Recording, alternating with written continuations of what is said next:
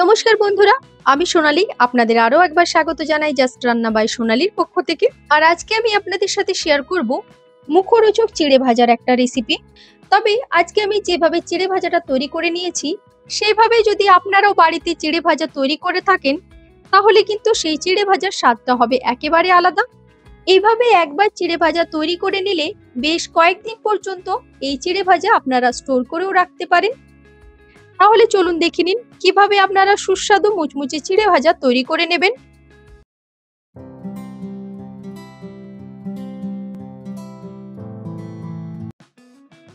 এর জন্য আমি একটা প্যানের মধ্যে দিয়ে দিচ্ছি 2 টেবিল চামচ রিফাইন্ড অয়েল। আর এখানে তেলটা একটুখানি হালকা গরম হয়ে গেলেই এর মধ্যে দিয়ে দিচ্ছি পাঁপড়। আমি এখানে ছোট সাইজের মিক্স মশলা পাঁপড়টা ব্যবহার করছি। আপনাদের কাছে যে পাঁপড়টা অ্যাভেলেবেল হবে সেটাই আপনারা ব্যবহার করবেন। আর এখানে আমি টোটাল 3টে পাঁপড় ব্যবহার করছি।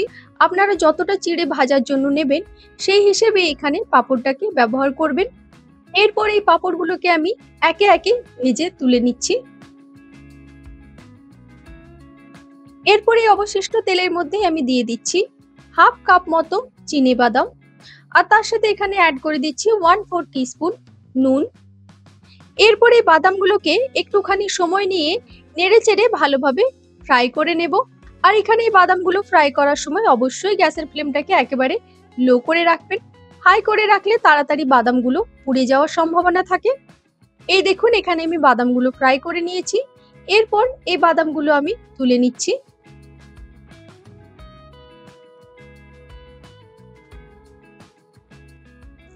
এরপর এর মধ্যে অ্যাড করে দিচ্ছি হাফ চা চামচ গোটা জিরে।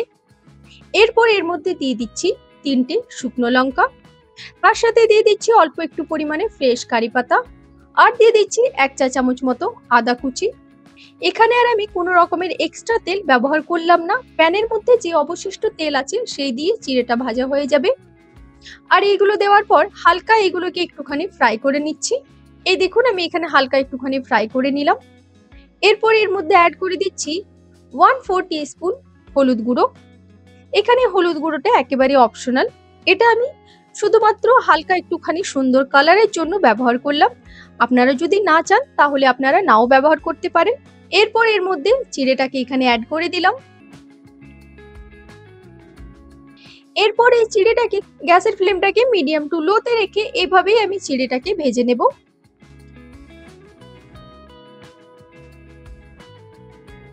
এরপর এখানে অ্যাড করে দিচ্ছি হাফ চা চামচ নুন। আপনারা এখানে নুনটা প্রথমের দিকেও দিতে পারেন কিংবা চিড়েটা অল্প একটুখানি ভাজা হয়ে গেলে শেষের দিকেও দিতে পারেন। আর যেহেতু আমি বাদামটা ভাজার সময় অল্প একটুখানি নুন ব্যবহার করেছিলাম সেই নুনটাও এই প্যানের মধ্যে থেকে গেছে, তাই আমি এখানে হাফ চা চামচ মতো নুনই ব্যবহার করলাম। আপনারা অবশ্যই একটুখানি পরিমাণটা বুঝে নিয়ে তারপরে নুনটা ব্যবহার করবেন।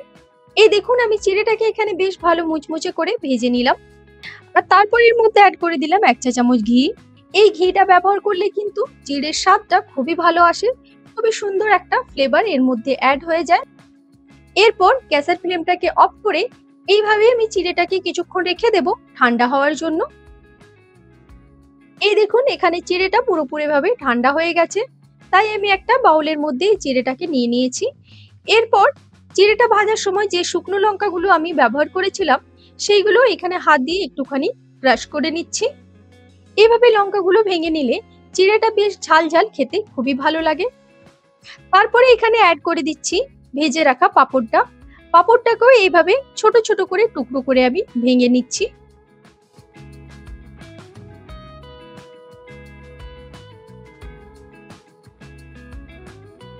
এরই সাথে অ্যাড করে দিচ্ছি ভেজে রাখা বাদামগুলো। এরপর সবকিছুকে খুব ভালোভাবে একবার মিক্স করে নিচ্ছি। আর এখানে সবকিছুকে একবার ভালোভাবে মিক্স করে নিলে তৈরি হয়ে গেল সুস্বাদু মুচমুচে চিড়ে ভাজা। এই চিড়ে ভাজা আপনারা বিকেলে স্ন্যাক্স হিসেবে চায়ের সাথেও খেতে পারেন। তাছাড়া এমনিও এই চিড়ে ভাজা যখন ইচ্ছে খেতে পারেন। আপনার যখন কোনো কিছু খেতে ইচ্ছে না করবে তখনও কিন্তু এই চিড়ে ভাজা মুখের স্বাদ ফিরিয়ে আনবে। তাহলে কেমন লাগলো আপনাদের আমার আজকের এই রেসিপি তা আমাকে অবশ্যই লিখে জানাবেন। আর আমার ভিডিও যদি ভালো লেগে থাকে তবে তো অবশ্যই আমাকে লাইক, শেয়ার এবং সাবস্ক্রাইব করবেন। আর পাশে থাকা বেল আইকনটি প্রেস করতে কিন্তু একদম ভুলবেন না, যাতে করে সবার আগে আমার ভিডিও নোটিফিকেশন আপনার কাছে পৌঁছে যায়। ভালো থাকবেন, সুস্থ থাকবেন। আমার আজকের এই ভিডিওটি দেখার জন্য ধন্যবাদ।